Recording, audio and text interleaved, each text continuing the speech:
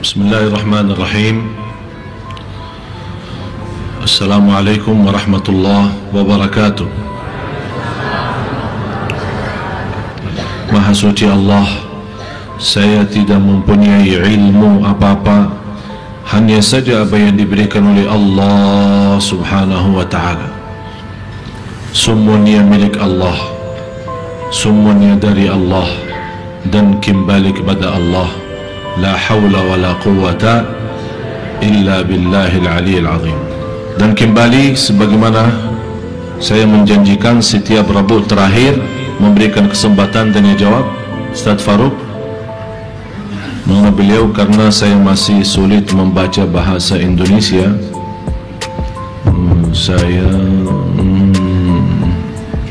Tolong bantu, saya buta huruf.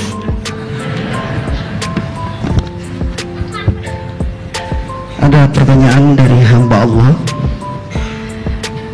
Syekh Ali, saya belum punya rumah. Boleh tidak saya ambil kredit rumah lewat Bank Syariah Mandiri? Saya PNS, mau pensiun. Selama ini saya membiayai sekolah atau kuliah anak lewat pinjaman bank. Saya tahu itu riba, tapi saya minta sama Allah, ya Allah, kalau Engkau ridho mudahkanlah. Dan alhamdulillah anak saya sudah selesai, tapi saya belum punya rumah. Bagaimana solusinya? Terima kasih. Satu penanya dari hamba Allah.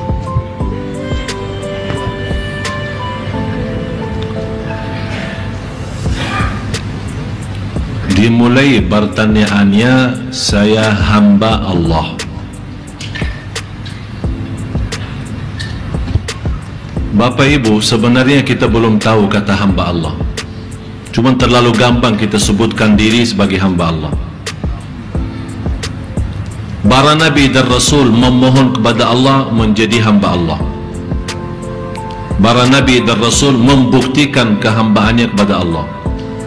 Kalau kata hamba Allah, berarti Bapak Ibu, kita benar-benar lahir batin sudah sami'na wa ata'na. Kalau kita mau benar-benar jadi hamba Allah, buktinya atas segala nikmat kita syukur, atas segala ujian kita sabar.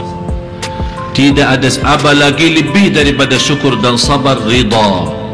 Lebih tinggi lagi daripada ridha itu adalah cinta kepada Allah SWT. Tapi mohon maaf, kita belum bisa menjadi hamba Allah yang sebenar-benarnya. Walaupun mau tidak mau, kita memang hamba Allah, tapi kita membentukkan diri sebagai hamba Allah belum terwujud. Dan pertanyaannya Ibu tadi, Bapak Ibu, Indonesia dalam hubungannya sehari-hari, dalam kebutuhan sehari-hari, banyak umat Islam tidak terlepas menggunakan riba. Dan banyak yang belum sadar bermasalah kehidupan kita itu adalah sebabnya riba. Orang punya rumah sudah hasil riba, beli rumah, mobil hasil riba, punya usaha biarpun usaha kecil lewat riba. Kira-kira kita mau apa sama Allah kalau memang kita berkuburu mencari rezeki tapi dengan cara riba? Dan kita lupa firman Allah, wa may yattaqillaha yaj'al lahu makhraja. Barang siapa yang takwa kepada Allah Subhanahu wa taala akan diberikan jalan kemudahan dari segala kesusahan.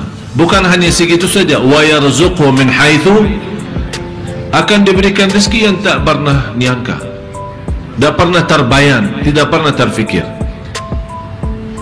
Tapi salah satu kemudahan yang dibolehkan oleh ulama, apalagi di Indonesia sudah mulainya ada bank syariah, kita boleh lewat bank syariah dengan sistem Islami, tapi dengan syarat, termasuk bank syariah tidak boleh mensyaratkan seandainya ada keterlambatan dalam membayar atau melunasi tagihan, kalau kena denda atau istilah lain bunga, walaupun itu bank syariah, tetap hukumnya riba. Jadi hati-hati. Sekarang biasa bank-bank biasa, kalau kita ada tagihan tanggal sekian, kalau lewat satu hari atau hari-hari tertentu tidak melunasi tagihan itu, otomatis akan kena beberapa persen. Semakin telat lagi semakin naik. Bank menamakan bunga, merubah kata riba, seolah-olah dengan rubah kata bunga daripada riba barangkali bisa merubah hukumnya. Ya, hukumnya riba tetap riba, biarpun diganti nama dan nama yang menarik perhatian atau nama bagus, ya riba tetap riba. Tapi lewat bank syariah setahu saya masih aturannya aturan Islami. Tapi saya ingatkan kembali, kalau anda disyaratkan dalam transaksi pinjaman lewat bank syariah, disyaratkan akan kena denda saat anda telat membayar dalam tagihannya, itu sudah termasuk riba, tidak boleh melanjutkan pinjaman itu. Bapak Ibu, tapi bagaimana keadaan yang sudah lalu? Yang sudah lalu tidak usah dibahas. Yang sudah lalu kita belum tahu, banyak belum tahu hukumnya, belum tahu sebabnya, belum tahu alasannya, atau dalam kondisi lemah iman terpaksa. Udah tidak usah bahas. Dengan taubatan nasuha kita, mudah-mudahan diampuni oleh Allah dosa lalu. Kita punya modal yang sudah termasuk dalam bank, kemudian terisi dalam tabungan kita uang riba di atas modal. Uang kita 100 juta, akhir bulan ternyata kita melihat rekening isinya lebih daripada 100 juta, berarti tambahan itu berapa persen? Itu namanya riba. Kita berhak mengambil modal kita, menjaga modal kita, lebihnya jelas riba. Tapi bagaimana cara kita menggunakan yang lebih itu? Daripada dibiarkan diambil oleh bank, boleh kita ambil, tapi bukan digunakan untuk pribadi kita, keperluan kita, tapi kita bisa membantu kebutuhan umat Islam dalam kebutuhan umum.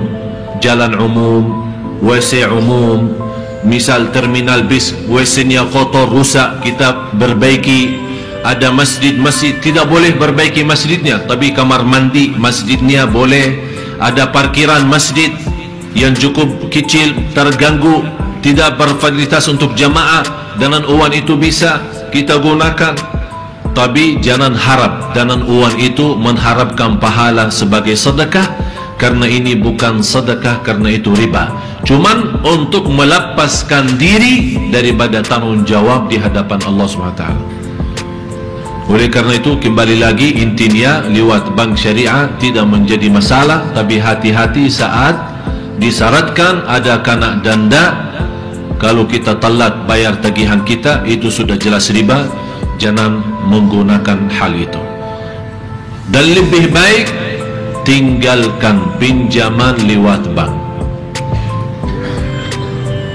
Takwa, bersabar sampai Allah berikan rezeki yang Allah sudah tentukan. Dan yakini tidak akan orang meninggal dunia belum dipenuhi rezekinya. Tak akan meninggal dunia belum dipenuhi rezekinya. Tapi terserah manusia. Manusia tidak mampu sabar. Barangkali rezekinya di akhir umur. Masa saya mau nunggu akhir umur dapat, habis itu meninggal. Berartilah saya duluan aja mengambil. Dengan cara bagaimana?